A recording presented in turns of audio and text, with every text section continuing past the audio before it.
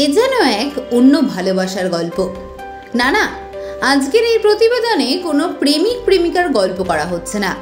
আজকে এক পোষ্য তার মালিকের ভালোবাসার কথা তুলে ধরব। এক অবাক করা দৃশ্য ধরা পড়ল শহর জলপাইগুড়িতে। সকাল থেকে সন্ধ্যা গৃহকর্তার কাঁধে বসে সারা শহর ঘুরে বেড়ায় একটি পায়রা। মাঝে মাঝে খিদে পেলেই গৃহকর্তার কানের কাছে ঠোঁট দিয়ে হালকা ঠোক্কর দেয়, যেন বুঝিয়ে দেয় যে তার খিদে পেয়েছে।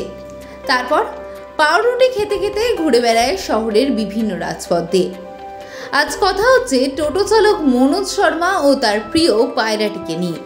জলপাইগুড়ির রেসকোর্স পাড়ার টোটো চালক মনোজ শর্মার কাঁধে প্রতিদিন দেখা যায় ধবধবে সাদা সেই পায়রাটিকে।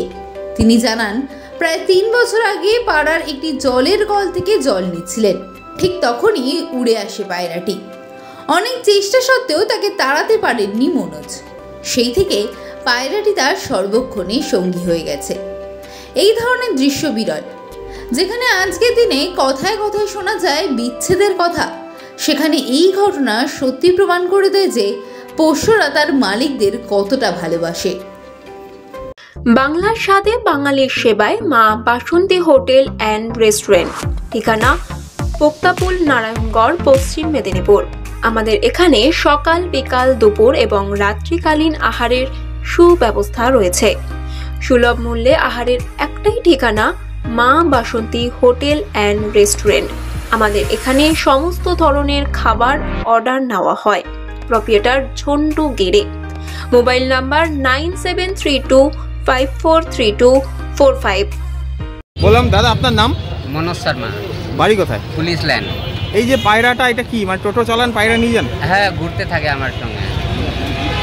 কি করে আপনার সাথে ঘুরে পালায় না? হ্যাঁ, না পালায় না, আমার কাছে উড়েই আসছিল 3 বছর আগে। সকালবেলা 7টার দিকে কলের মধ্যে জল ভরতেছি, উড়ে আসে এখানেই বসলো। তা আমি ভাবলাম যে কিছু হইলো নাকি।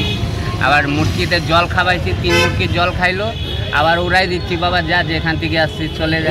আর যাচ্ছেন সারাদিন টোটো চালান, তারপরে মানে একে একে ইয়ে করেন, মানে আবার যত্ন নেন? হ্যাঁ, খাওয়া দাওয়া সব আছে। ঘরে রাখেন আবার?